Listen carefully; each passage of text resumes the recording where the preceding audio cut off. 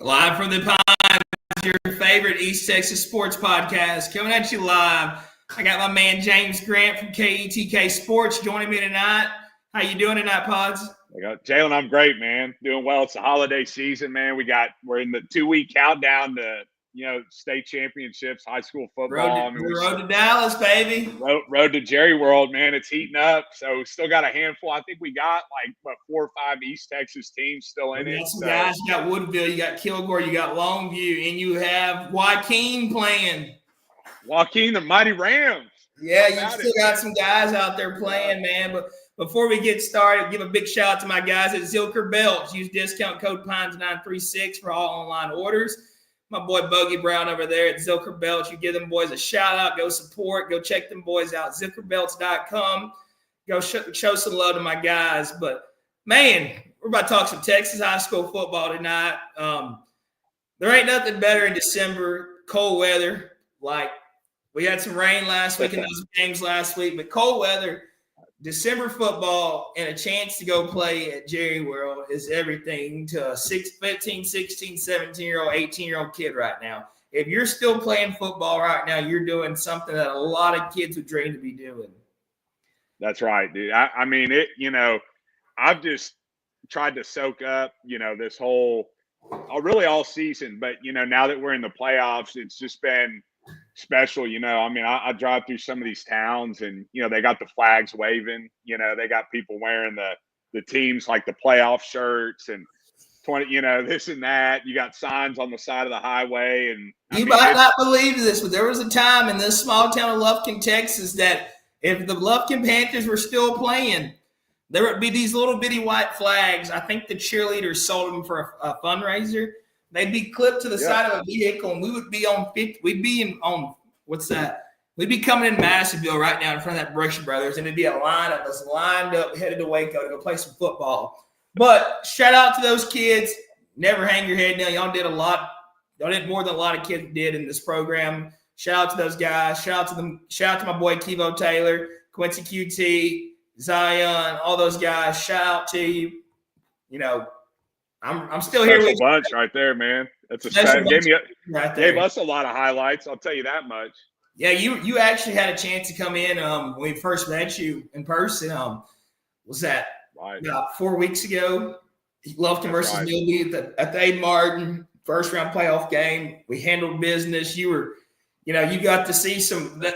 That is just a mild touch of what Lufkin playoff football is like. Like, you had the band there, you got the fans there. We're tailgating. Me and my guys are tailgating. That is what playoff football is all about. That's what high school football is all about. No matter if you're in the playoffs or not, a lot of kids don't get to play in the playoffs. That's what it's all about. You have your community. You have guys like you traveling from Tyler to come with the camera on the kids and put the highlights out there. That's what it's all about right there. And that's what Lufkin is trying to get back to right now. And I'm sure you saw Matt Stepp and you saw the news. Shout out to our guy, Coach Quick. Go enjoy retirement. You did your job. You coached at a legendary program. You took over a legendary program, and you coached some great kids. You were there for a lot of those kids, and shout out to my boy Gunner Quick, running back coach, Lufkin Panthers. The guy's a goat.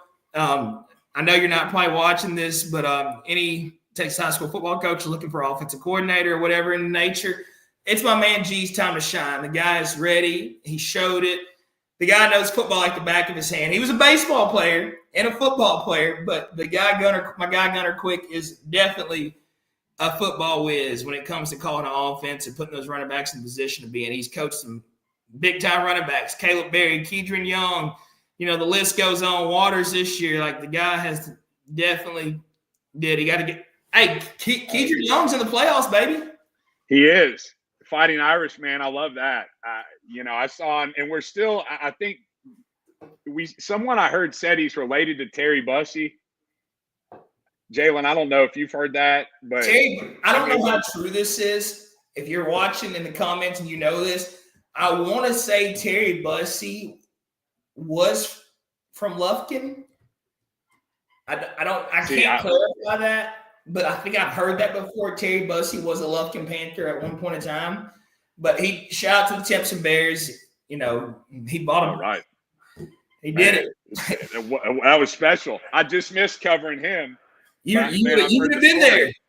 I would have with the Bears, man. I mean, man, yeah. That's what I laughed because I did get out to Tipton this year. Went and did a story out there and was talking to the coach out there, and it was funny because their kid this year was like the stud JJ Gardner, who's Terry's cousin. And then we were just kind of, chatting it up. And then he was like, yeah, man, I mean, there's so many, people here related to Terry and, all around this area. And so, I figure, yeah, if you're on that Bussey bloodline, you're probably a pretty good athlete, with whatever you're doing. You gotta be. You gotta be, yeah. It's in the blood. It's in the blood, man. So, and I just saw JJ committed to Louisiana Lafayette. So that's great. So shout out to him. He's going to be a raging Cajun. But before we get started in this playoff run, we're going to talk about my, Lufkin head coaching job is open, and that's a big one. It's legendary, man. Yeah. It's a legendary place. It's not just because I'm from here, but you cannot talk Texas high school football without putting the Lufkin Panthers in it. No matter, how the past has been, recently, you still have the kids, you still have the guys, the legacy's still there. It's still the tradition of being a Lufkin Panther. But whoever, gets this job, we all have our opinions who we want to get it. That's just part of being a football fan. If Steve Sarkisian called and said, hey, I'm going to Ohio State, they're firing Ryan Day, I'm going to Ohio State for $50 million, whatever, we're going to have our ideas of like who we want to get the job. We're going to have our opinion. That's just part of being a football fan. It's nothing personal. It's nothing against any coaches out there. Whoever we end up with, I wish them nothing but success because I love the Lufkin Panthers. But my guy, RT. Hey. Ralph, yeah. My guy, RT. You can't. Seems like the obvious choice, right? I mean, down there, yeah. Well, I mean, you can answer this better than me, but I'm always, when I see, especially at the high school level, you see these head coaching positions come open, and my first thought is always, well, who, is it someone who had played there, who knows the community, the program, who? I'll grab my charger real quick. Keep talking. I'll grab my charger. Hey, you're good. But just, who would be the best fit? Who's someone who really gets the community, again, and the expectations, the kids, like you said, Ralph, I mean, he's from Lufkin, grew up there, incredibly gifted athlete. It's no secret to the people there and around the state, really, Ralph Thomas. So, again, I mean, down there at Yates right now, just what he's done with that program. I mean, that's a school that's traditionally been known for basketball. That's exactly what I told him. He asked me, he's like, what do you know about Yates football before I got there? I'm like, y'all were good at basketball. Yeah, right. Back in the day, Yates football was the real deal. But right. You talk about football in the Houston area, you're not mentioning Yates. And one thing I had to realize, yes, Ralph is who I would love to fill this job. And the reason is, he might not have the experience as some guys has or the state championships as some guys have and all that stuff. But you go to Houston Yates, HISD program, nothing against HISD, anything, but you're getting through in a dumpster fire, right. You get through to the Wolves and you come in there and you take a team. And I think he got there right before season. I don't think he even had a time to go through all the season. He got there right before season and July. Yeah, he made these kids buy into what he had to instill in them. And I played for the guy. I know what he brings to the table. He's not going to make you do anything he never did or can't do. The guy's a freak of nature. I've seen him on the baseball field. I've seen him play football. A lot of people won't believe this, but, Des Bryant was a beast. He was a monster. But Ralph Thomas is right there with him. Ralph Thomas was a monster on the field. And, one thing about Ralph I always say, and, I do have a personal relationship with him, but Ralph is more of a, I don't know, you don't breed Ralph Thomases every day. He's a leader, first off, but he makes you buy into what he believes. Like, I remember him telling me stuff when I was in high school about, like, you know, the summer workouts, the private workouts we did together, all the days we spent hitting in the cage together. He makes you believe that you're going to be that person because he's going to make sure he works with you to make you that person. And, like, we all have our own issues and stuff. And, like, you know, we all make decisions on our own. And, like, you know, there's a lot of decisions I made in high school I wish I could go back on and change. But, you know, that's the past. But you got to realize, you know, like we were talking about Houston Yates and all that. And you're not going to a program that has the resources that, you know, Katy, North Shore, the Woodlands, the Atascocita, you know, all those schools have. You're going to a program that is behind in times, and him being the person he is, he understood that. Like, he knew what he was getting himself into, and his goal was when I get to Yates, I'm not going to leave Yates like I found it. I'm going to make Yates relevant. And he did it. Like, I don't care what anybody says about playoff wins and all that. Dude, when if you look at the film and stuff, the guys he's competing against, you can't match up with size.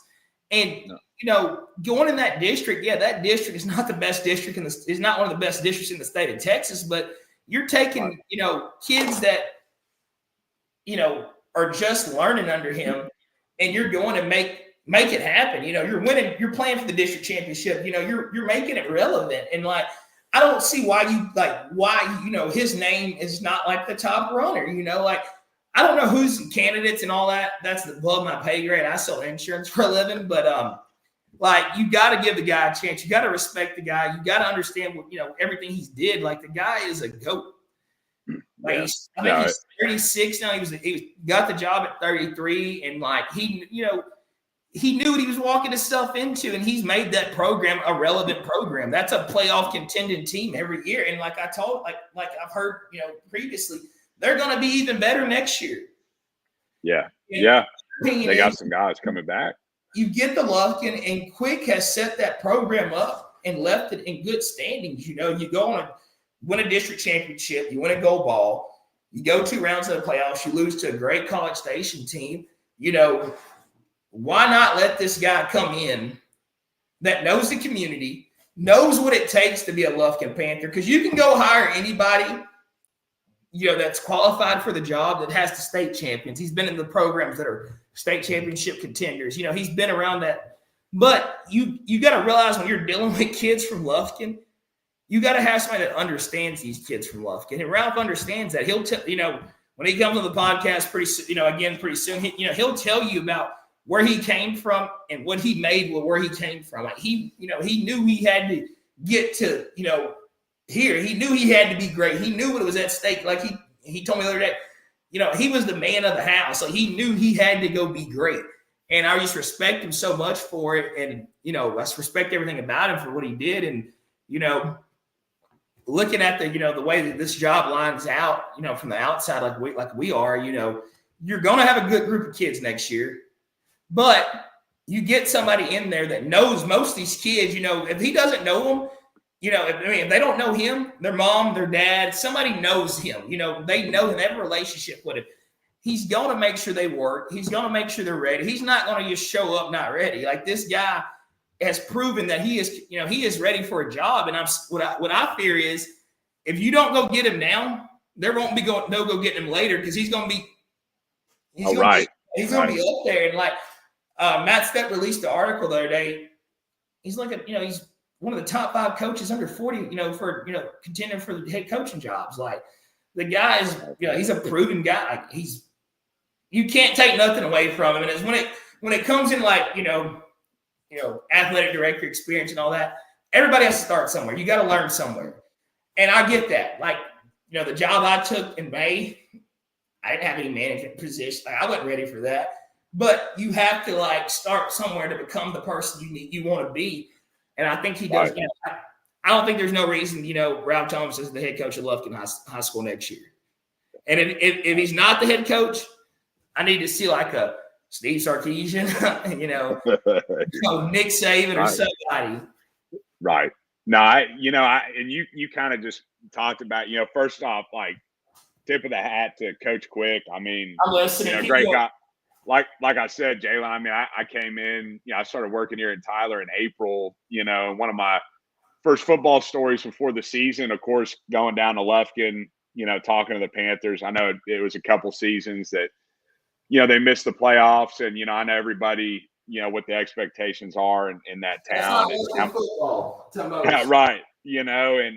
But just got to know Coach Quick, this season, and, real great guy. And I wish him the best, and, and whatever he has coming up, and just some time to be with family support. I know he has some family in the coaching ranks too. So hopefully more time, but yeah, man, I mean, you mentioned Ralph, and I just think, nowadays it's funny. Like, again, I always say, you wouldn't take, I don't know the exact, it's like you wouldn't take advice from someone you wouldn't take criticism from, or however you want to say it. But like, when you just saying that man right there, Ralph Thomas, he will chew your ass and make you feel like a little bitty piece of shit and hug you at the same time and tell you he loves you. But he, you might give him this, but he expects this, and he's going to get this.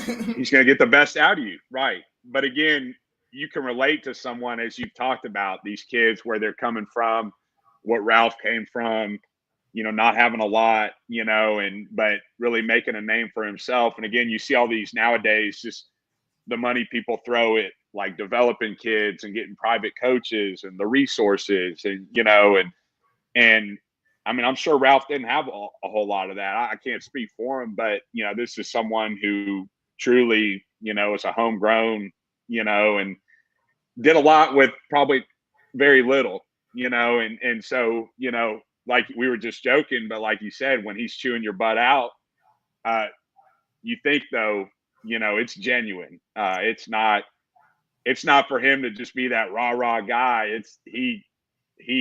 There's substance behind that. He's lived it. He means it. Exactly. And I think just look at the sacrifices he's made, right? Like you said, driving back and forth from Houston to Lufkin or Longview, I mean, just all those things, what he's invested in Yates, the turnaround, that stuff just doesn't happen often. It's rare to see a turnaround like that. So yeah, man, like if me and you, I'm not an AP top 25 Heisman vote or anything like that, but if I had a ballot to cast, for the next I'd be putting Ralph's name on it. So you got to, man. It's like you look at jobs in college football, you look at jobs in high school football. You like if you look at A&M, for example, when A&M hired Mike Elko, there's probably 5 coaches out there you could have threw a lot of money at that come from winning programs. It's like Slosh going to Texas.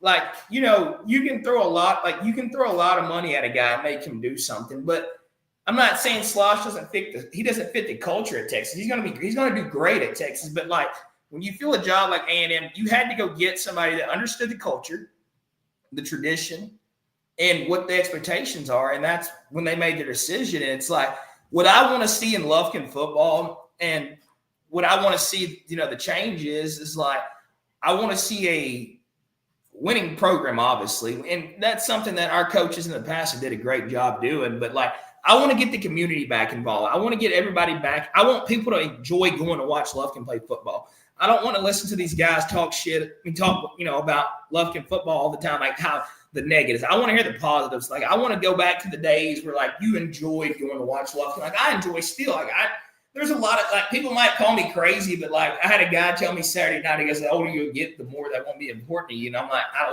don't see it happening. Like I grew up doing this. Like I grew up caring and like giving my 2 cents about sports. Like I grew up caring about Lufkin football, but like I want to see somebody that gets the community back involved, gets the kids involved in the community and make Lufkin football great again. Like I want to be, Thanksgiving break, I had already told everybody like, I can't do this. Why? Because I'm going to watch Lufkin play. And like, I know it didn't happen, but like those kids, they did everything. They did everything they could to try to get us there. But like, I want to see Lufkin playing around Christmas time. I want to see that again. I want to go back to those days. And like, I just think that like Ralph as a person, like he's the guy for that plan. Like he's the guy that like, get us to that level. And it's like, you can go bring anybody in that's proven, that's winners, but do they fit Lufkin? Do they fit the kids we have? Do they fit the narrative? Do they fit what our program, expects?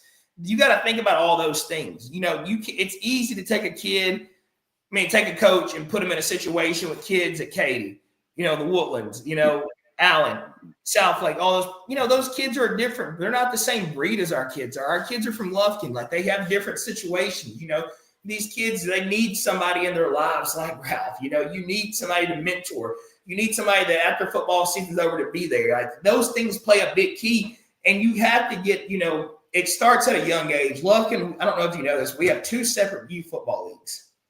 We're not big enough for that. Maybe, everybody needs to be together. You get to middle school. You need to be preparing kids at a young age to be Lufkin Panthers. You look at Longview. Like, if you would have asked me 1,000 times, I would have told you DeSoto. I had no clue. There was no thought in my mind Longview was going to come out and play DeSoto the way they played him. But one thing about Longview's culture and the town and the coaching staff, the kids, they buy into that program. They want to be a Longview Lobo. They want to be there. They want to do those things. And it shows, dude. You don't just go out and handle DeSoto like that.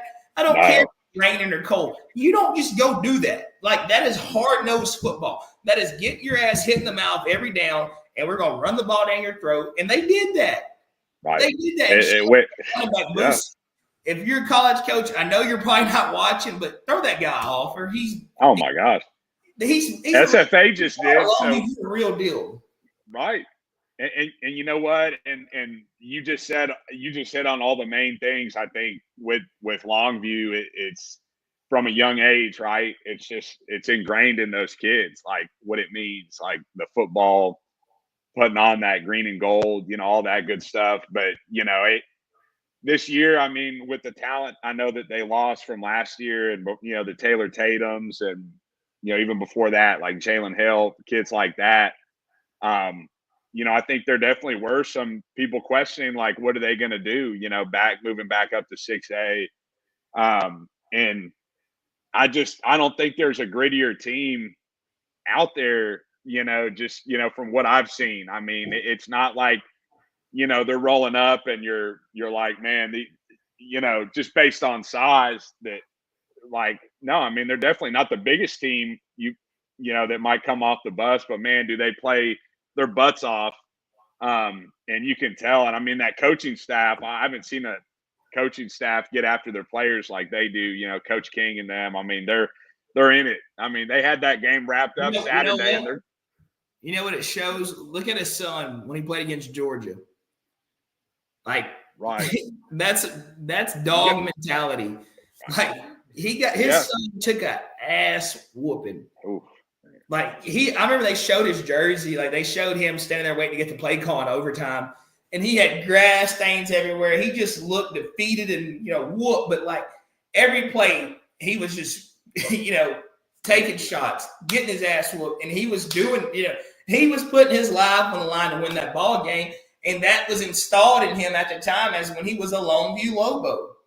Like when he beat up, I think he won state that year.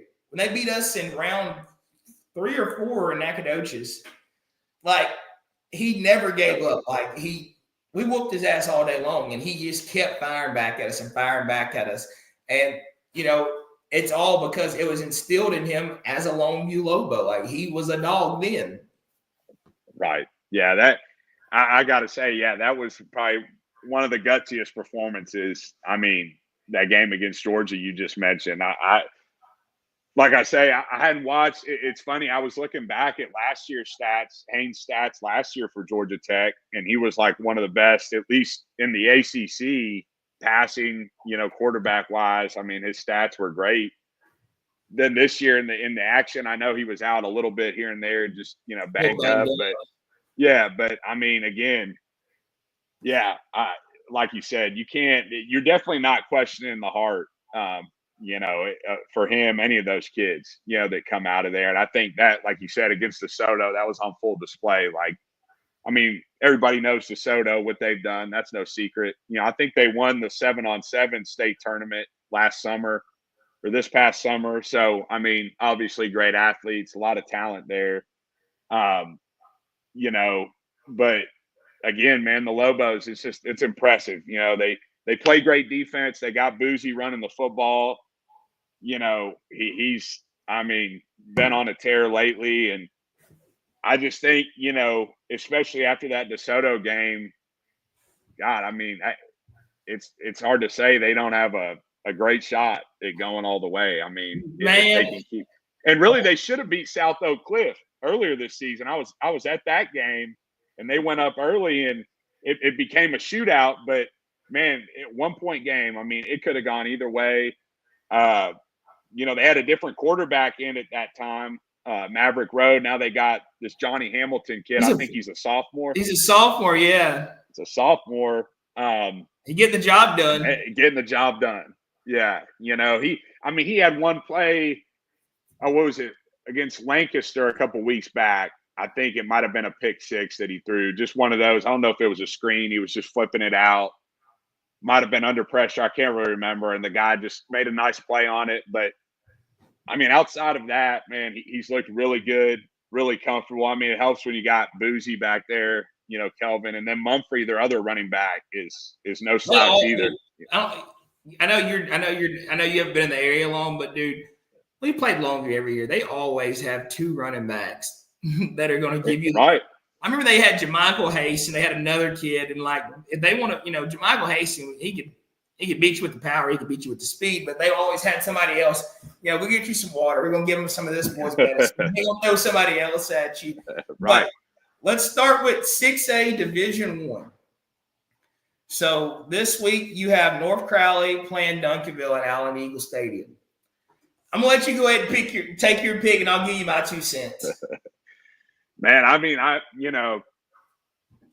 that someone said ESPN should broadcast that game. Oh, that's real. I'd love to see it. I mean, really put them in front of the nation to see. But yeah, man, that's going to be a great game. I haven't obviously haven't really seen either of those teams in person. I've seen a lot, of highlights and stuff. I know, Duncanville, what they've done here of late. North Crowley, I guess, kind of new on the scene. From what I've seen, right? But they still, I mean, I think they're probably one of the most explosive, teams in the state. Just, I mean, their offense, what they can do. They got, I think, a really talented cornerback, that Jimerson kid, and then some other playmakers, around him. But yeah, man, I mean, that's talk about a coin flip. I don't know. That's a tough call. I'm kind of tempted. I'm kind of leaning toward like the new blood. Of course, I'd love to see Duncanville North Shore again, but man, I don't know. I'm going to say North Crowley, just because, like I said, I believe that some years it's just it's your year. I don't know what their deal is, that the 617 or whatever they're they're in Fort Worth, but I don't know, man. I think if anyone's going to do it right now, before the title game, man, give me North Crowley. Jalen, you're going to learn a lot hanging around me. I tend to take the unconventional. I'm a big give me the underdog. Now, not to say that. Again, I don't respect Duncanville, and hey, if Duncanville goes out there, I'm riding with the bill, baby. I mean, well, and hey, that's cool too. Like I said, dude, North Crowley is really good. Right, they are really good, but Duncanville can throw the ball too. They got the receivers too. So. Right. And their quarterback's only the number 2 player in the country, or headed to Alabama. Right. So I say Duncanville wins this game due to the nobody makes it to the 5th round, without just being a good football team and being prepared. But Duncanville has year after year after year did nothing but get better, get better, get better. Right. And, you know, this quarterback, what's the name? Keelan Russell? Right. So Keelan Russell, I don't know if you remember in the past few years, he was not as highly recruited as he was last year. I was going to say, yeah, no, because I was going to say, if you go back a couple, right. You know, if you go back a couple years when it was North Shore Duncanville, maybe when they met for the second time at state, I thought Duncanville's quarterback was like a freshman. And I'm not sure if that was Keelan at the time or if it was a different kid, but that was kind of the whole thing. It was like, oh, Duncanville, North Shore, here we go again. But if you give the slight advantage to North Shore because you got the Duncanville kids, just a freshman. But again, I don't know if that was North Shore's quarterback. He started as a true freshman, and then he got hurt. Bailey. I want to say his name's Caleb Bailey. Exactly. I don't know. Right. Don't quote me on that, but I'm pretty sure his name's Caleb Bailey because me and Javonte, every year, me and Javonte Ellington, we load up on Friday. We drive to Dallas for the state championship games. So, you know, I've had the pleasure to watch Duncanville, North Shore, SOC, all those big programs, Aledo, all those big programs play year after year. But I think Duncanville takes that game, and I think Duncanville is just too complete on both sides of the ball. And I'm not taking anything away from North Crowley. North Crowley's had a hell of a season, but I just don't think they're just. I don't think they're going to beat Duncan. I think it's going to be a great ball game, but I just think they win that ball game. And that receiver, what's his name? Quentin Gibson. Yes, the North Crowley. That's right. Shout out to him. Like I know this was like a big season for him because he's blowed up the charts, but like. Right. He's like I seen him catch the ball the other day on a highlight on Twitter behind the line of scrimmage, and he ran one way, cut it back, ran the other way, cut it back, bounced it inside, cut it back, and just took off. I'm like, yeah, is that Timo Taylor out there? Yeah, right. I mean that's special. Like I said, and it's going to take that to beat Duncanville, but I know they got the horses to do it. So. Well, they can do it. Should be a great game. They can do it. They can do it, but you're going to have to really play well to beat Duncanville. Right. And then you go over to the North Shore and Westlake game, man. Like a lot of respect. Yeah, a lot of respect for Westlake. A lot of respect for Tony Salazar. You know, great program. Todd Dodge had a chance to be there. We're getting ready for that game next week. We'll get into there. But man, the show is the real deal. And if you look at their district, you're playing Summer Creek, Atascocita. I want to say Kingwood's in that district also. All those schools played to the fourth round. It's, you know, Duncanville, Summer Creek, not Duncanville, North Shore and Summer Creek are still playing, you know. Right. And you're right, Atascocita and Kingwood were no, obviously. Exactly. You know, I know Kingwood had a really great, I think coming into the season, everybody knew, hey, North Shore, Summer Creek, Atascocita, those are your three top dogs. Exactly. You know, with North Shore really being number one, but like you said, and then here comes Kingwood. But and you know, North Shore just beat Atascocita, you know, and I know like the whole thing, the saying goes, like it's hard to beat a good team twice. Well, shoot, you know, they just beat a really good team. Georgia did it. Right. Well, yeah. I hate to go there, but I hate to go there. I hate to say it, but Georgia did it. Right. No, they did. They absolutely did. And I think, you know, I think, you know, the thing with North Shore, it's funny. I had the opportunity when I was in Houston during college. I interned one summer with KHOU, the TV station down there. It was, I think, after North Shore won that first state title a few years ago. I know not right. It was that game, right, when they got that Hail Mary, and you know, they were doing a documentary on them, and we went out there, and you know, again, you just kind of, when you're around different programs, you kind of sense just like a well-run, you know, it really is like a college program out there. I mean, I think it's a business at that point. Like it's a business. You got Devin Sanchez. He's been committed to Ohio State for a while. You got guys there that are going to go play NFL football, like, no matter what. Right.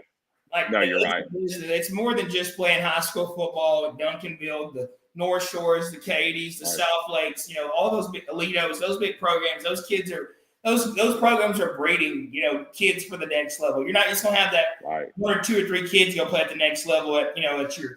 You're going to have your two D1 kids. You're going to have your 2 or 3 D1 kids, and you're going to have your JUCO kids and your D3 kids. These guys are sitting.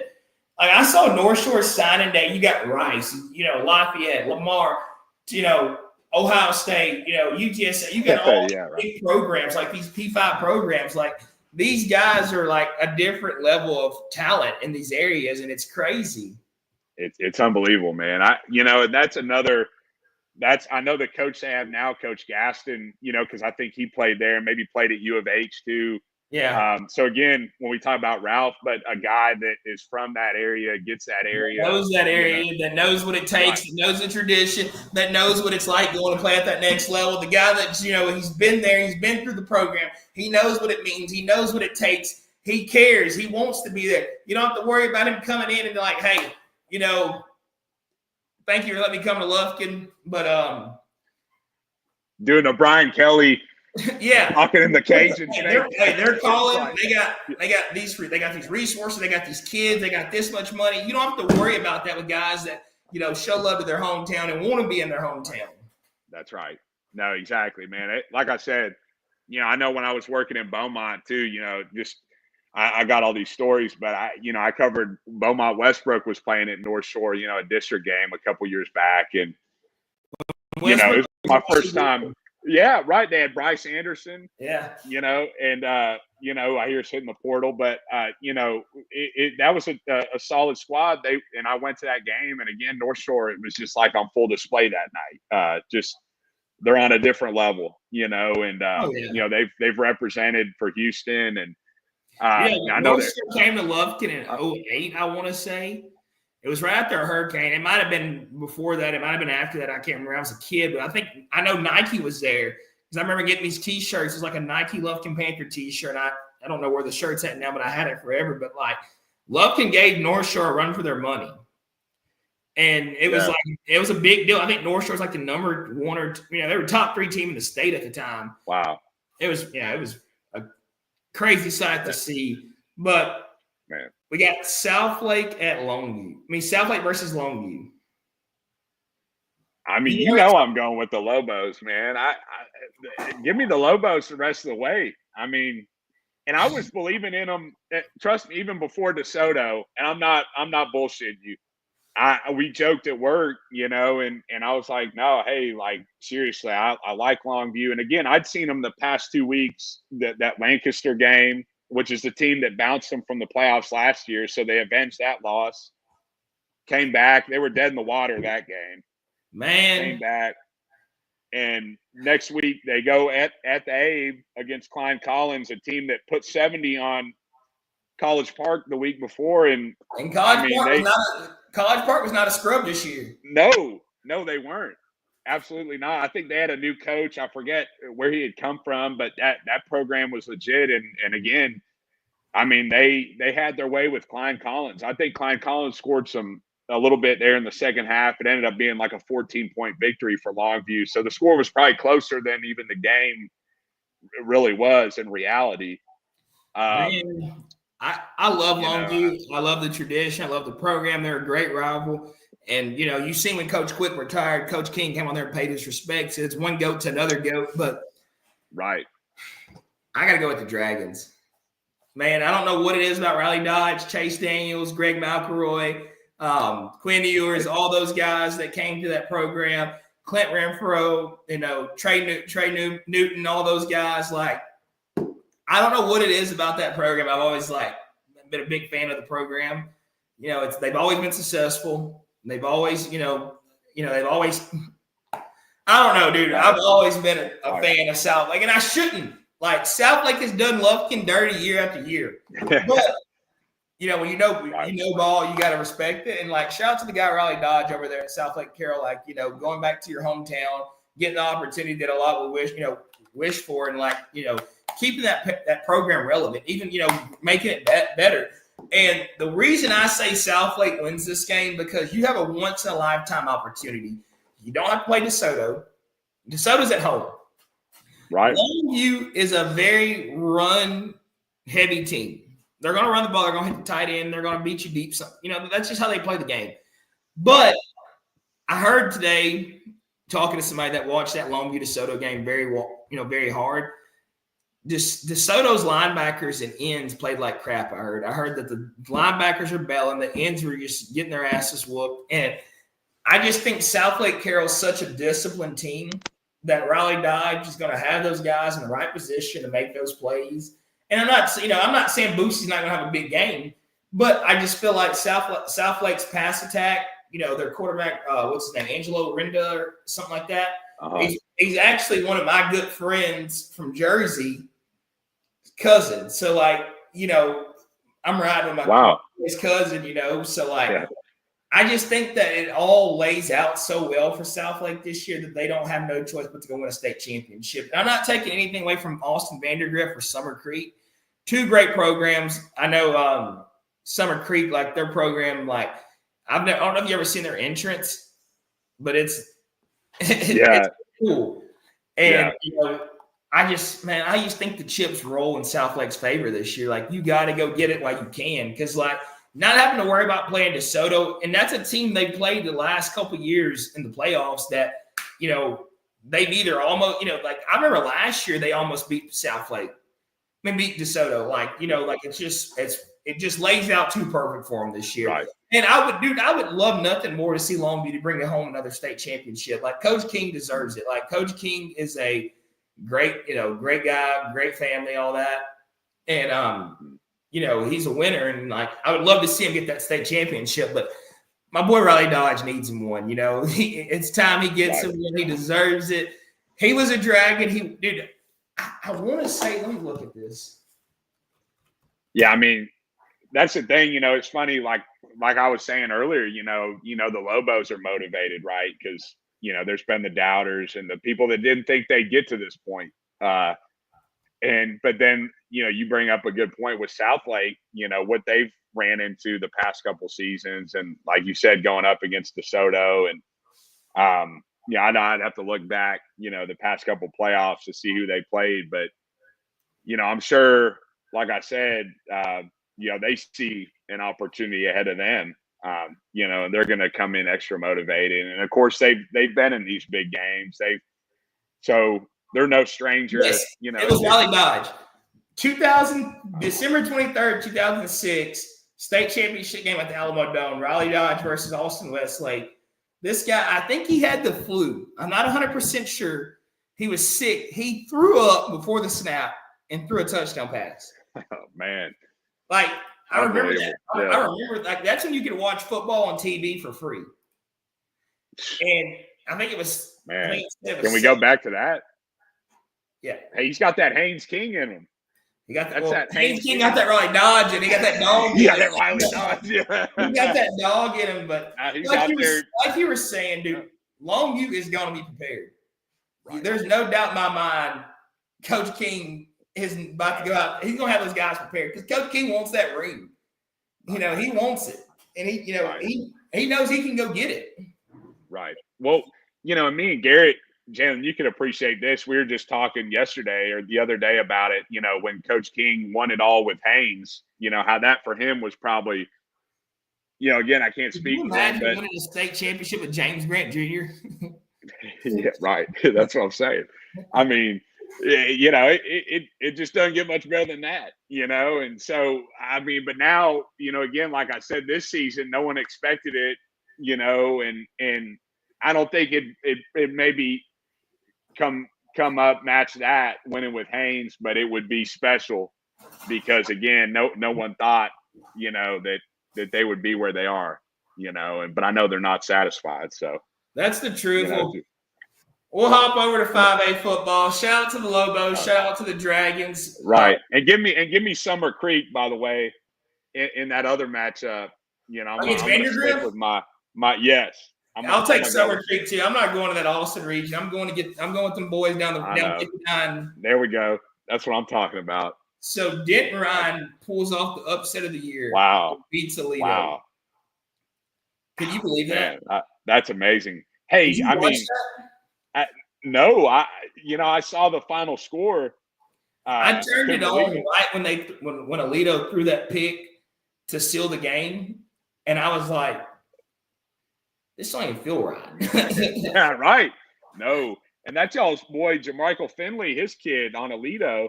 Caden Finley, receiver. Yeah. They say he's a big target to A&M, but I think he's going to be a horn.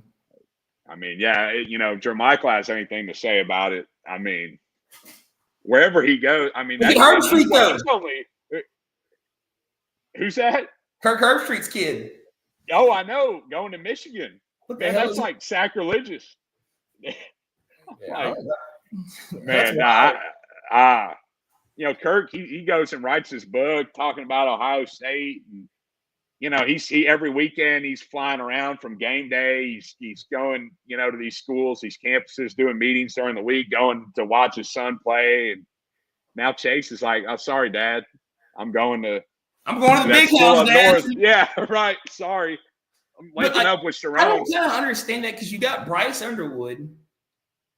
You're not going to see the field, but they say he's an athlete and he can play a lot of different positions. Okay, then again, that's his decision, right? Like, I can't speak. I know a lot of days it comes down, I think, for these kids, the relationships with some of these coaches. And again, he might have just one of the Michigan coaches that stuff right there.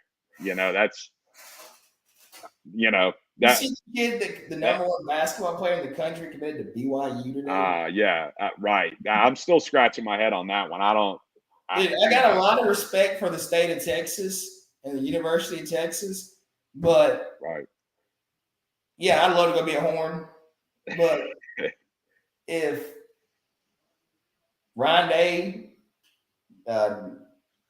Brian Kelly, Caleb DeBoer called me and they said, "Hey, Joe, if you come play for Lincoln Riley?" Yeah, I got $12 million for you. I'm sorry. Man, I got to get that bag. I know. It's very hard to pass up, like I said, nowadays. But the great thing is, with what we're in the midst of right now, this Texas high school football, that's really not – it's still, that doesn't play a role in it. So no, it doesn't. But at least coaches have their ways. Yeah, right. They have their ways, and nothing against them. It's part of the game. If you can't beat them, join them. And if you want to play with the best, go join the best. But getting Ryan beating Alito, I just couldn't believe it. Dude, what's up with the football in Denton, man? Like, I've been hearing about Ryan all these years, Geyer. I'm like, that's impressive. I saw Jackson Arnold play in a state championship game. And when he got to Oklahoma, if you go look at the podcast when we first started recording this season, maybe in the spring and the summer and everything, and I was talking about Oklahoma, and everybody's like, Jackson Arnold's not good. And I'm like, yeah, I saw him play. He's a dog. Right. I mean, I mean, I'm biased, but that's like you get these kids coming up through these programs, and I mean, you're going to question their talent. I mean, again, and sometimes it is just being in the right situation. But look at Haynes King. Look at Haynes King. Right. A&M Jimbo wrote him off. Right. Look what he did at Georgia Tech. He almost upset Georgia.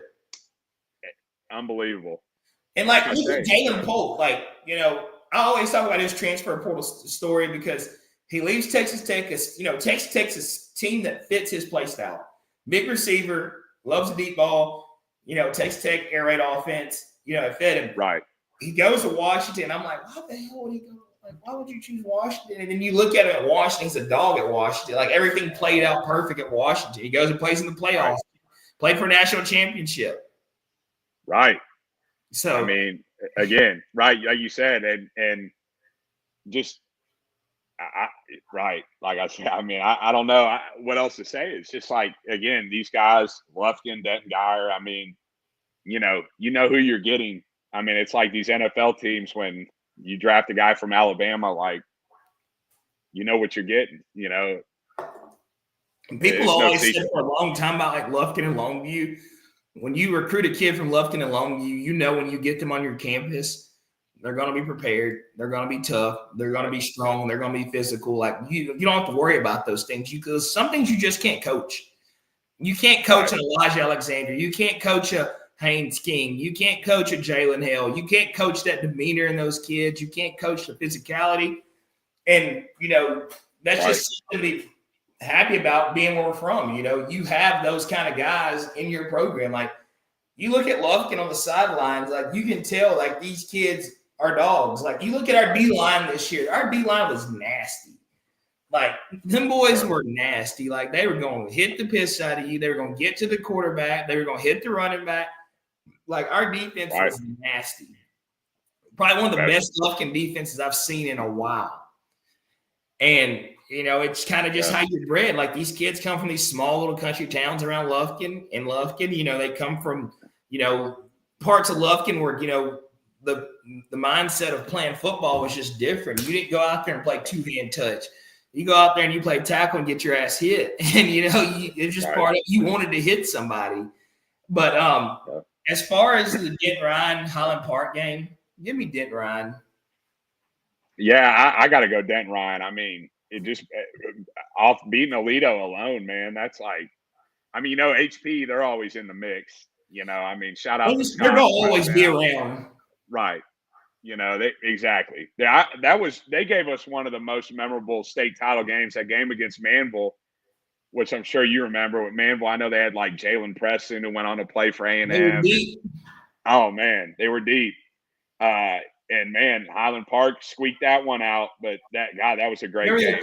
Their head coach used to wear the little bitty hat. yeah.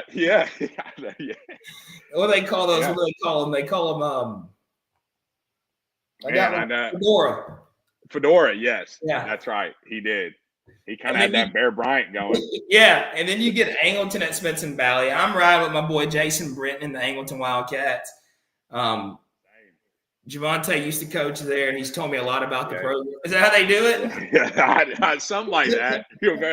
Respect the A, you know. Smithson Valley, I got a buddy that played at Smithson Valley. He's one of my great friends, but I watched Smithson Valley play last year. They're a good ball team, but they're not a Angleton. You can't you're gonna get, you know, Angleton's gonna be fast. They're gonna hit you in the mouth. And their defense was a lot like Lufkin's. You know, they were good, they were physical, they were fast. And I just think Angleton squeaks that one out. And I think they get to the state championship and they play Denton Ryan, and Denton Ryan is gonna win on a close one. Yeah, I know. I know. I do like shout out, of course, our boy Quandre Diggs, Angleton guy, Rodney Terry. Rodney Terry. You know, Coach Terry, you know, RT. Yep. You know, I know he's a little sensitive to that horns down thing, but hey, you know what?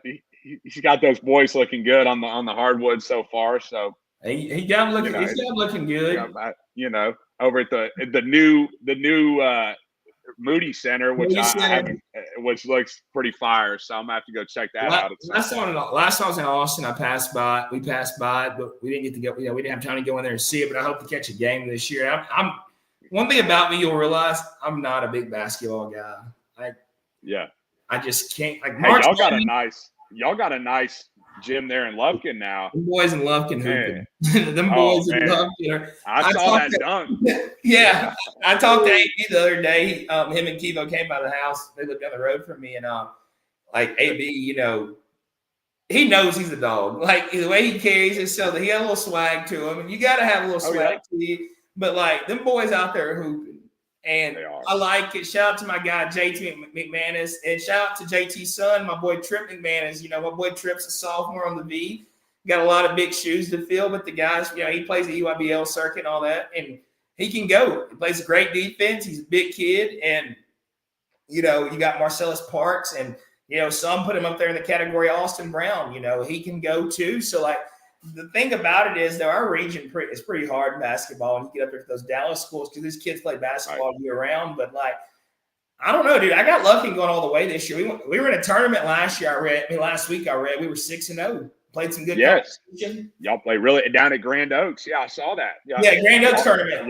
Y'all handled business, man. And even in that Thanksgiving tournament, the Hoop Fest, right? And y'all were playing. See, Blake Travis, Commerce Judson. Yeah, I tell you, man. Y'all took Plano East, I think it was. Yeah, Plano East state champion last year. There you go. I mean, so again, and you know that's just going to make y'all better. I mean, playing that good competition. So I'm excited to see, man, what the Panthers do this basketball season. Me and you talked last Friday. I texted you to see if you were going to make it to Homer Bryce SFA State. Oh, right. So I'm sitting at work, and obviously it's supposed to be raining, it's supposed to be cold, and I've got the pleasure to watch PNG and play soccer, I think 2 years before. Oh, wow. These last, yeah. And I was like, man, that game's 20 minutes away. I'm going. So I get online and buy some tickets. I text you. I'm like, you going? You're like, no, I got to go cover the Kilgore game, I think. And right, Forney. That's right. Yeah, Forney, I'm sorry. So, man, I get there, and I stop by the Chick-fil-A in Nacogdoches right by the stadium. And I got a black jacket on, and I got my Live from the Pines hat on. I walk in, and there's some guys there. He actually runs the podcast for SOC and Dallas ISD football, I believe. I don't know what all he covers. He probably covers a lot more than that. And we get to talking, and he was like, it's straight business. They basically said they get back some motherfucker. And we get to the stadium, we're walking in, and obviously I'm sitting on the SOC side, like I'm all about it. And dude, SOC, their energy of their fans. Like those kids came out the tunnel. Well, they didn't have a tunnel. They did have a tunnel. They came out the tunnel and they meant business. That first kickoff, he kicked it short. And I looked over at my buddy Joseph Bell. He's a middle school football coach at Lufkin, and I tell him that ain't a good idea. And next you know, that's 6 right there. And then PNG kind of kept it. They tried to fight back a little bit in the first half, but before that game, I said SOC has too many athletes this year. And they out athletic says they suck so fast. It's unbelievable, man. I know. That whole story, and I'm sure you read it. Just what I guess Coach Todd, how these turned that program around, and just the boys were practicing. Like Ralph is in the same thing. They were practicing on concrete. Yeah, it's hard to believe, man. There's some stories out there that I've heard about, those inner city programs like Yates, SOC. I'll let those guys tell those stories. I won't be the one to tell them, but dude, you would be surprised what these programs go through, and they still it's amazing. It blew some of the stories I heard the other day. Just listening, SOC fans and talking to Yates people and coaches and stuff. You would be amazed what some of these guys go through. And, we don't realize how blessed we are for the resources we have. Dude, at Lufkin, you got the indoor facility. You go lift inside the indoor. You got a turf field to practice. So, you don't realize all of the resources you have that a lot of other schools don't have, man. Right. I know. It's true, man. You take it for granted. I think SOC, they were going to class in a shopping center at one point, or that was their campus. It's just crazy, man. Like I said, Dude, I went to Lufkin. I went to Cy Ranch. I came back to Lufkin, and going to Lufkin, Lufkin's nice. You have nothing to worry about. But going to Cy Ranch, it's God dang, these kids are living. They don't realize y'all got Chick-fil-A in here for lunch. Y'all don't realize how good y'all got it. And man, dude, a lot of people talk crap about SOC. The tradition, the way they, dude, these guys, shout out to Coach Todd. He's never changed. He's always going to be him. And the way he carries himself is who he is. He is DISD. He is inner city Dallas. And he's not changing from nobody. And the way he makes it out to be is he's like, if you don't like it, schedule me so I can go beat you. Dude, they played They played North Shore. They played, let me pull it up. No, you're right. They played some big boys. And he did that. He did that for one reason. He scheduled North Shore out the gate. Then he scheduled Duncanville the next week. Then he schedules Longview the next week. He was preparing himself. He knew his district wasn't that tough. He knew that. Yeah, right. He prepared himself for December. He went out and played these guys to get a look because he knew what he was going to have to face in December. And hats off to him. People are he's just doing it for clout. No, he went and took an ass whooping from North Shore 38-0 for a reason. He went and took an ass whooping for Duncanville 34-12 for a reason. He was getting his kids ready for playoff football. You got to go play the best to be the best. And he did that. And, dude, I can go on and on about South Oak Cliff. People hate him. I read a lot of messed up stuff this week on social media about SOC. But they might carry themselves a way you don't like, but when they line up 11 on 11 and they're playing football, hey, there ain't nothing. There ain't nothing you can say about it. And PNG, dude, I saw a video they played in Natchitoches last week at Northwestern State. And they had all their fans up doing their chants and everything. And dude, that stadium, dude, they had it packed like a college football game. And by the second half, it was dead as a damn doorknob in there. And Sock fans were in there just, oh, dude, it was amazing. Like, I know. They had me feeling like I was a part of the program. Yeah. Oh, I bet, man. I mean, like I say, one thing I love, like, it seems like South Oak Cliff, Coach Todd and them and Ralph down at Yates, like they really promote their kids, which I love. Like they're always, like you said, people can say what they want about, this, that, and whatever. But, I do respect, like, just that they are, like, they're trying to obviously, like, promote these kids and give them great opportunities. Yeah, that's it, and so I do. And you can't, I say playing good competition early on. Again, look who's still playing, like Longview, North Shore, Sock, again. So Duncanville. Right, Duncanville. I mean, so really the teams that are afraid to play Carthage, man, if y'all are listening, like, go ahead and schedule those guys, man, early on and see how it might make you better, or at least, You get that look for your district because, like, if you look at Lufkin's district, like, I disagree with a lot of people have to say about Lufkin's district because, like, I look at the ins and outs of high school football and, like, you go on the road to PA Memorial.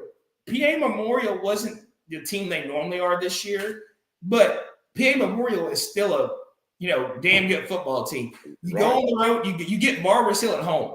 People don't realize this. Barbers Hill next year is going to be a 3-4 round team. I was going to ask you. Right. I saw that I think they put 80 on someone in the playoffs. I don't know if it was Galena Park or 88. 88. Man. Yeah. Like, they're going to be good next year. Like Galveston Ball, you go to Galveston Ball, and like they didn't have Jonah when we went down there, but they were still a damn good football team. They won 84-13 against Sterling. Man, yeah, no. Hey, Barbers Hill, shout out your guy Chris Colley, right? Former Lufkin Panther. No. That's Baytown Sterling, I think. I think it's Barbers Hill. The head coach, Chris Colley. Yeah. No. For baseball, it's both. It's Baytown or both. It's a Baytown school. Is it?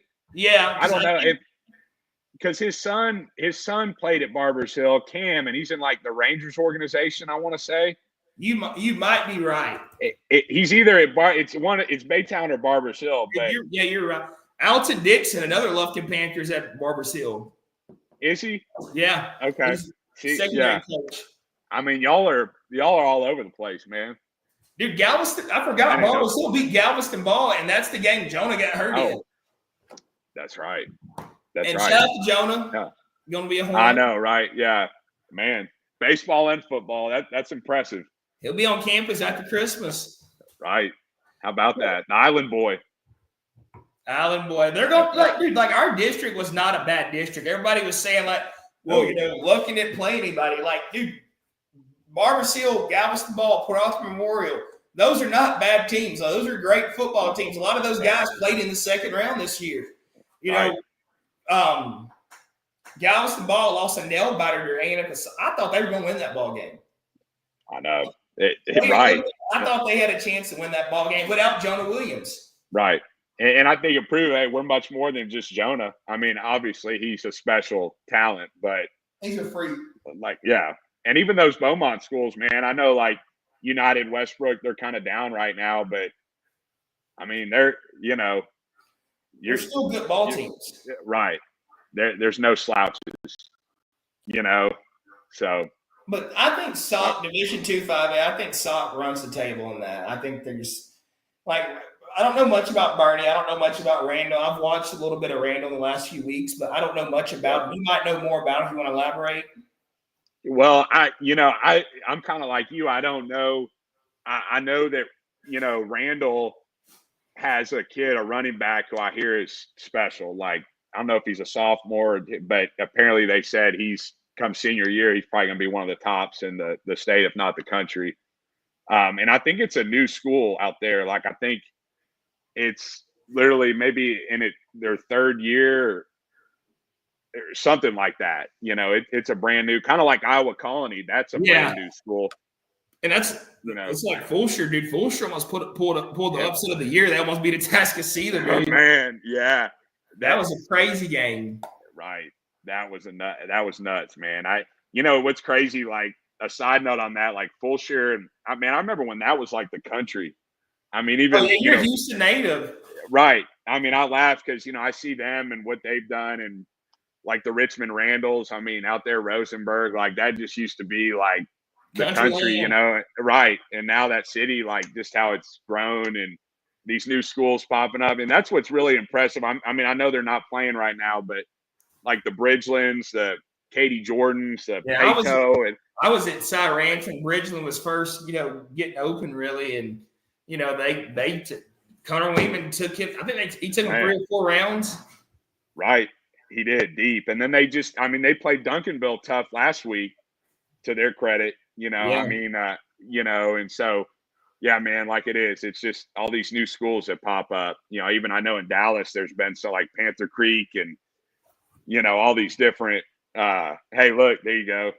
We got a shout out from my man Tyler Henderson over at KTK. He said they're watching it work. Yeah, they got the pod. We appreciate you guys at KTK. Yeah, I love it, man. So I'll let you take over a little bit from here and talk about Kilgore and Carthage. I don't know much about what they have going on. I know Jet Surratt, kid's a dog. I've seen him swing a golf club in my backyard in Crown County Country Club. The kid can swing, he can move the ball around. But I'll let you take over and talk about them. Yeah, man. It's really funny because Carthage and Kilgore, right? Like they played the opening game this season, and Kilgore beat them. It's funny because you kind of go back to last year, and I know Carthage. I think I was looking at it the other day.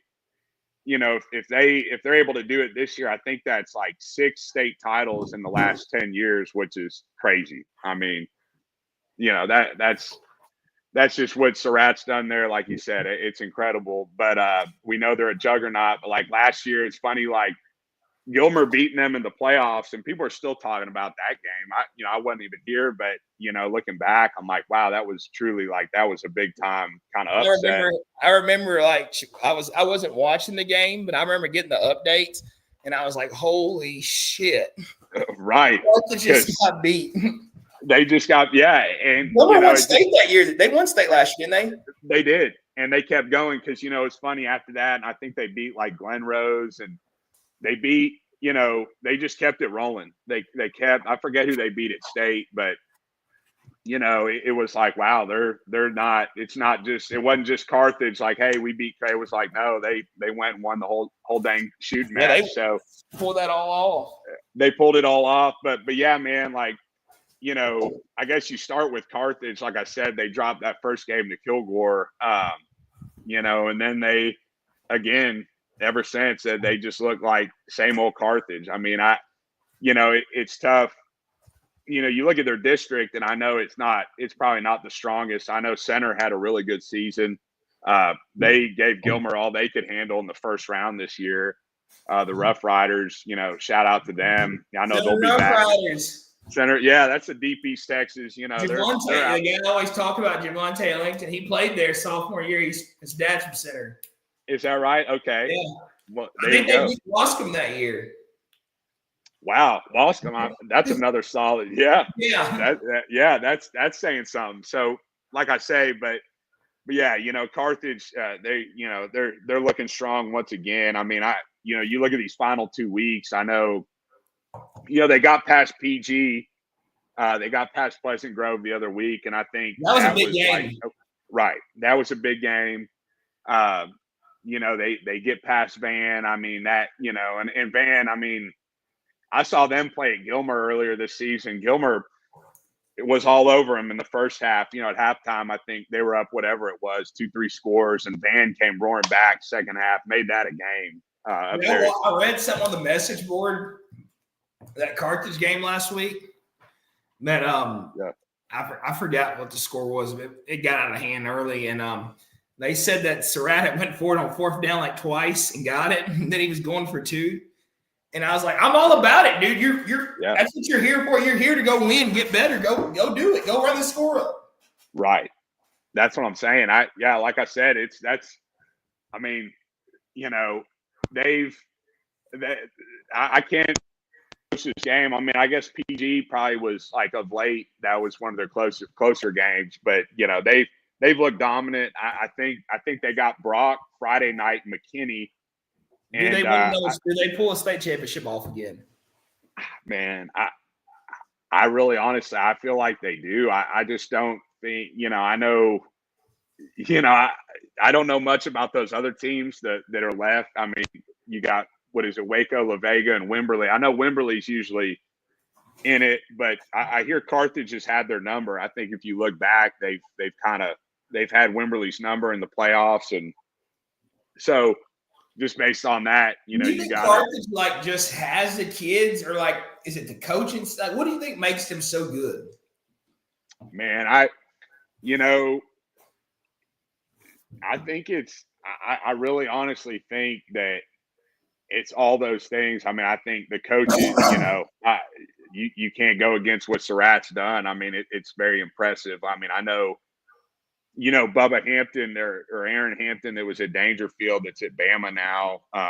You know, I think I heard a story, and again, I feel I'm always, you know, sharing what I hear, and again, this may or may not be true, but so someone had told me that he transferred to Carthage at one point from maybe like Dangerfield, and basically wasn't fitting the mold. Obviously a special, really talented player. Again, he's at Bama now, was great at Dangerfield. But what I heard was that Surratt was like, you know, he just wasn't fitting into the culture there, you know, wasn't really buying in, that kind of thing. And Surratt was like, hey man, like, I don't care how good you are, who you are, if you can't come in here and be part of the team, you know, and fit the mold, we got to send you packing type deal. And that's what happened. And so, you know, just, I think hearing that story and just knowing what I know about it, like, yeah, I think just that whole culture there, what they built, you know, it's kind of, you know, like I said, I've been to a few of these games. You know, I know Longview, like when they beat Klein Collins the other day,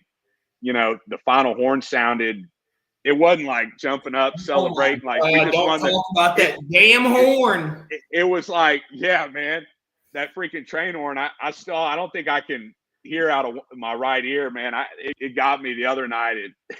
Yeah, I've heard that horn.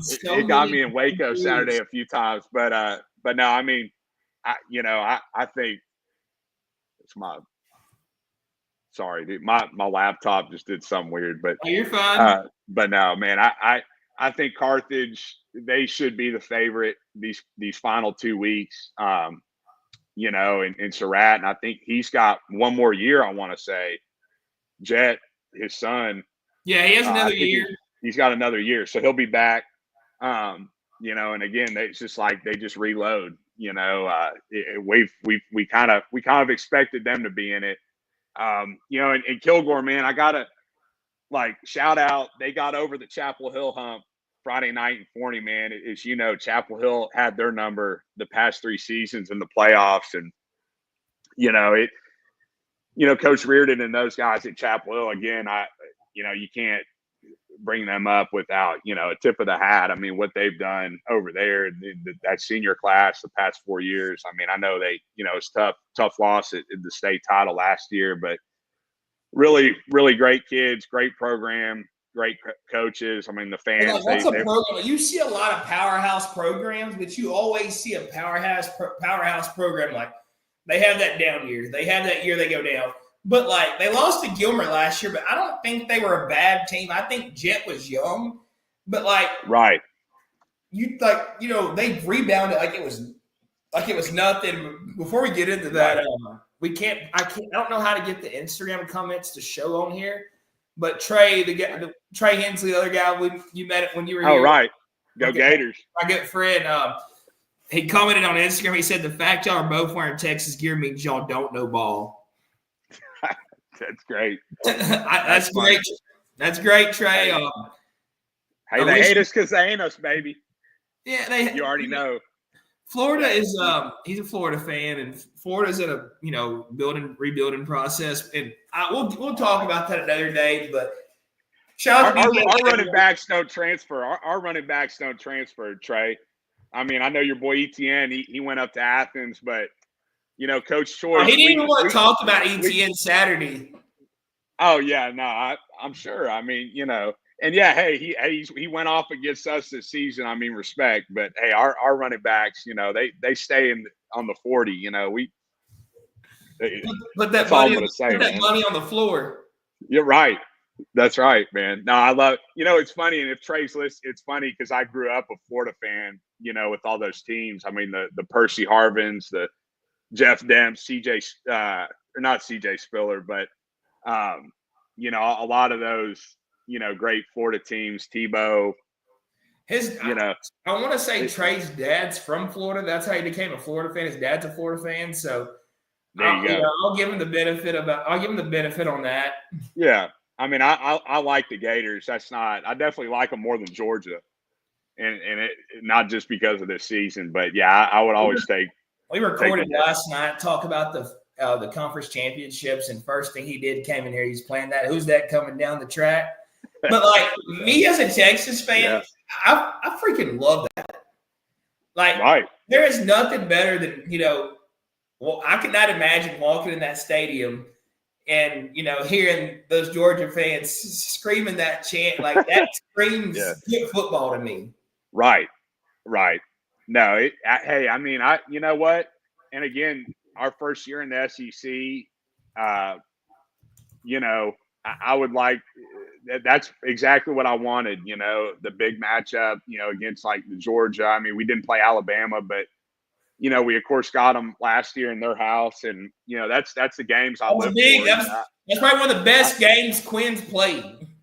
Right. I think that was one of his top 3 highest rated games. It was that game. I know it was the Georgia game this past week, but I can't think of the third game. No, you're right. Because I still vividly remember that touchdown to A.D. Mitchell in that Bama game in Michigan, right? In Michigan. Who shout out, they beat Ohio State. So, who's saying that was a bad win for us? I mean, I don't know if you watched the show last night, but I came unglued. Oh, I caught some of it. I fell asleep. But yeah, no, I caught some of it, but no, man. I know, like I said, I know you were asking about Kilgore too, but and then I started talking about Chapel Hill, but Kilgore, again, aside from Longview, one of the better defensive teams I've seen. I was covering. They got that kid Jaden Sanders going to Michigan. I was covering him signing the other day. Good kid. Just good. I mean, it's they're talk about a passionate fan base. They travel really well. I got to see them in Corsicana 2 weeks ago. Whoop up on Navasota. A good Navasota team, and so they've been really good. I feel like not a lot of people talk about them. I guess compared to some of these other schools that you hear about that obviously have done well in the past few years, but this is for Kilgore. This is the first time they're going to the state semi since 2013. So that's certainly huge for them. And it's interesting. I don't know a lot about Lavernia, who they're playing Friday night. That game's in New Caney. I know Garrett will be down there for that, covering that one. But, honestly had Bay City beating Lavernia. So I kind of had like Kilgore Bay City as the matchup. But, I like Kilgore to win that one Friday night. And then, I don't want to look ahead, but I'm looking to next week, for a D1 state title, and you got Salina on the other side there, and I think they're going to be waiting.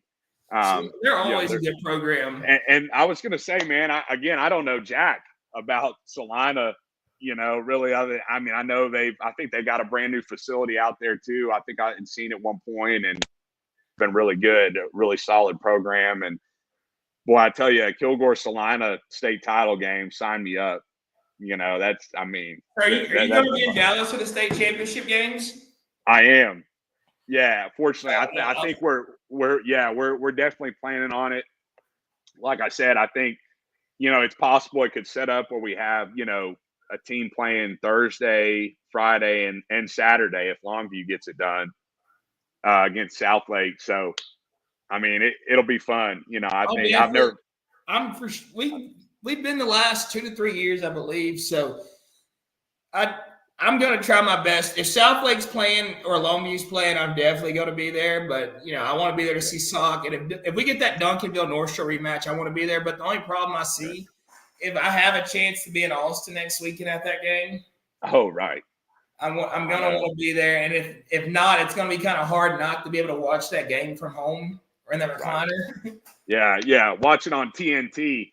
Exactly. Man. But I know it's getting late, but before I let you go, I want to go through a college football playoff bracket with you and try to get them posted and put predictions out there. But let me get my computer off. I love it. Let's see. Yeah, I think it's pretty obvious who I have winning it all. So I think we both have the same team winning it all. we go around. How about this? It's terrible because I feel like I'm so biased. Like, with some of these picks, man, it's just hard. Like, I got to separate, like, my love for these teams, where my heart is, and like where I'm at up top. But you gotta be a realist, right? Let's see. And maybe we can expand to 14 teams next year. So Alabama. Alabama gets in. We don't have to hear them cry. Maybe A&M can win. Win that game at Auburn. Yeah. They get a chance to get beat by Texas and still make the playoffs. So we're gonna put James right here. All right, James. Yeah, here we go. And then we're gonna put Jalen. Yeah, man, I can't believe it's already like 10:30, man. I totally lost track of time. We were talking some ball, so it just got up. No, I know. All right. We're going to start it off Tennessee versus Ohio State. Man. Man, that's tough. Ryan Day has never beat an SEC team. That is a stat right there. Man,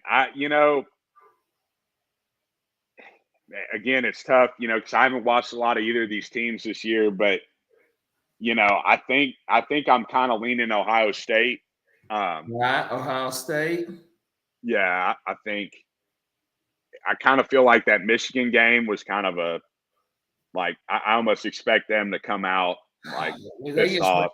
They didn't get the ball with their playmakers like they should have. Right. No, right. And really, you look at they probably should have beaten Oregon. They mismanaged the clock there at the end of that game. So, really they all year long they were probably the best. Yeah, they're the best team. But Oregon beat them. So then Oregon was up there, and I'm not discounting Oregon. They're really good, but I'll probably go Buckeyes in that one. All right, Ohio State. I'm just going to go ahead and skip Texas' bracket. Okay, Ohio State versus Oregon. I think I'm going to go Ohio State. Ohio State versus the Horns. Yeah, Ohio State versus the Horns. I'm going with the Horns. That's the first game of the season next year for the Horns. That's right. Wow, that's going to be – and it's in Austin, right? No, it's in Columbus. Oh, it's in Columbus? Yeah. Wow. So we had to go to Michigan this year, and now we're on the road again. Wow. Hey, you got to go play. You got to go play the best apparently in college football to be, a relevant team. So we got to do whatever it takes. Hey, walk into their trap, take over their trap. Indiana versus Notre Dame. Fighting Irish, baby. I said Shout the out my same boy thing. Kedron. Notre Dame versus Georgia.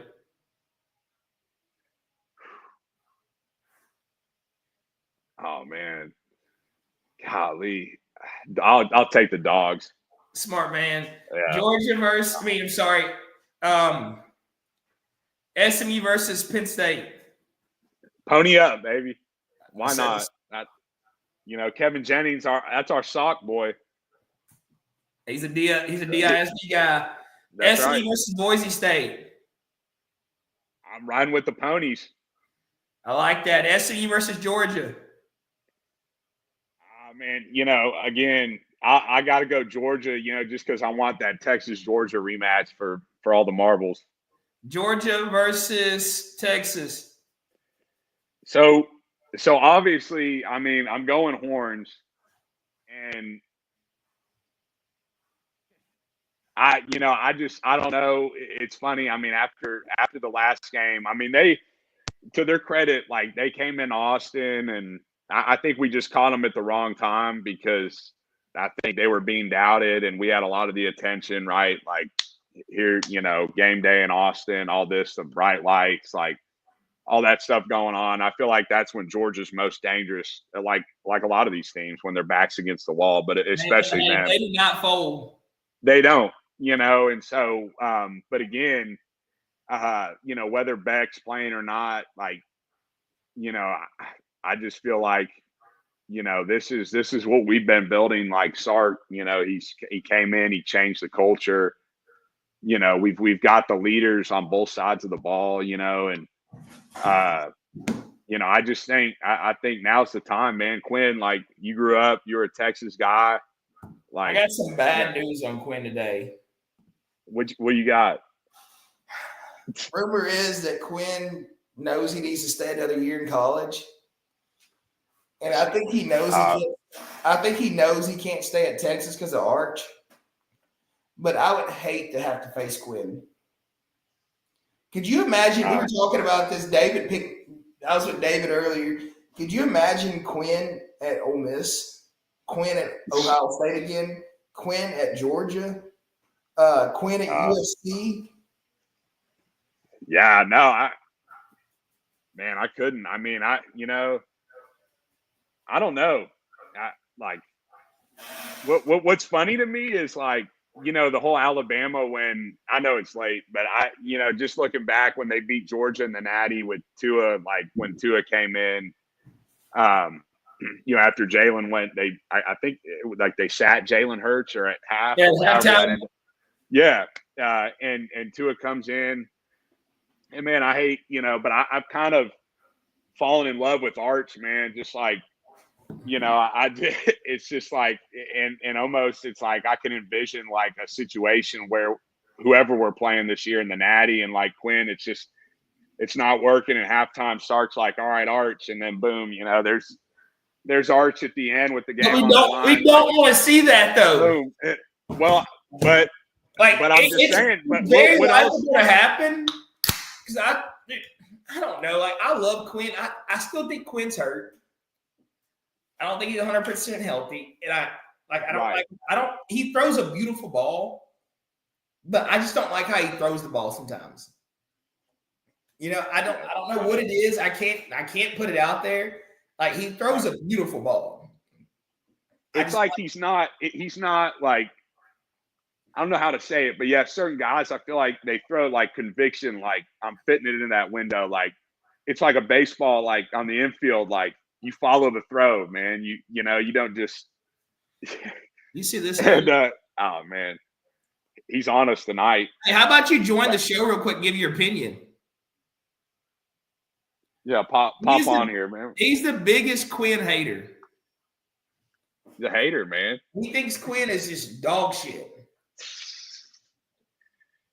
No, but I mean, I know what you mean though about like him passing, like it's just different. It's kind of, and I know there's been a few he's just kind of lofted up there. I mean, that against A&M, that pick six.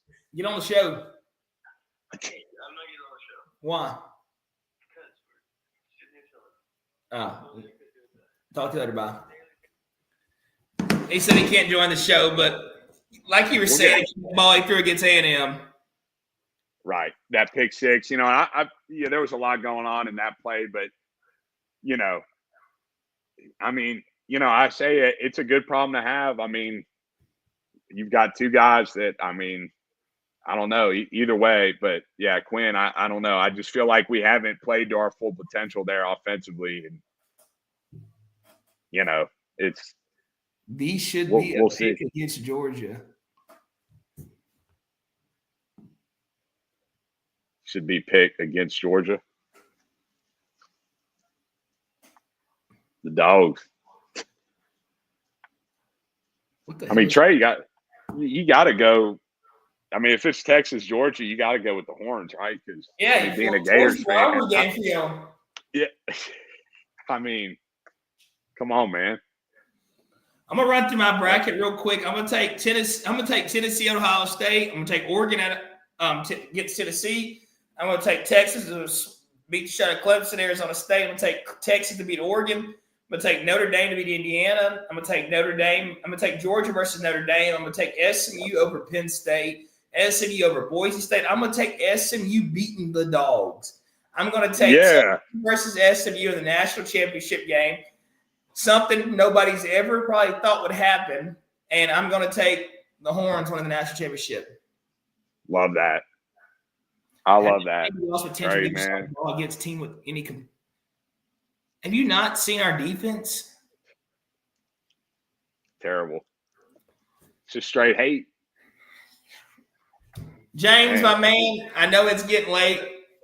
I thank you for coming on the show tonight. Shout out to the guys at KTK. Them guys do a lot. Yeah. The way they get on the road. Yeah. They support these kids, these programs in East Texas. They travel. They do it all. My boy James came down to Lufkin. That's how we connected. And we met through Twitter. We connected in person at the Lufkin-Milby game. And it's been a great pleasure getting to meet you. I hope to get you back in Lufkin pretty soon, get you back on the show. Let's do it, man. A lot of high school football left to be played. A lot of good teams out there still playing. I can't wait to see how it unfolds. I can't wait to be in Dallas, getting to watch those games. I hope I can make it. But shout out to you guys at KTK one more time. We thank y'all for coming on the show. Shout out our boy. Yeah, James, thank you for coming on here. It's a lot of people know a lot about football. When you get to talk Texas high school football and go in the ins and outs, it means a lot. And like we said, shout out to John King, shout out to all those guys still coaching. Hey. Good luck to you guys. Y'all earned it. Y'all did everything it took to get there. Hopefully we can be there next year. I hope the Pack is back in the playoff run next year. Man, I hope that whoever we decide to hire, I hope it's Ralph Thomas. I really would love to have him here. But whoever we decide to hire, I just hope we get this wagon rolling again and get Lufkin football back to what it was. Thank you, everybody. Thank you all followers, subscribe, follow us on all socials, Twitter, YouTube, Instagram. Shout out to our guys at Zilker Belt. Like I said, use discount code Pines936. It's almost Christmas time. Go buy you something nice. Get you a nice belt, wallet. They got some hats. They got some shirts. Use that discount code Pines936. And our boy Bogey Brown and the guys at Zilker Belts will take care of you. But peace out. Live for the Pines. Hook 'em horns, baby. Hook 'em horns, baby. Let's do this. Jalen, thanks for having me on, bud. I really enjoyed it. It's always a pleasure, my man. Yeah, you're the best, man. Let's go get some golf in soon, all right? All right, when it warms up. Yeah, let's do it, man. I want to see that Crown Colony renovation, man. I'm sure it's looking good. Oh, we'll bring you out here, let you see it all, my man. Hey, I love it. I can't wait, man. Thank you again, all right? All right, catch you next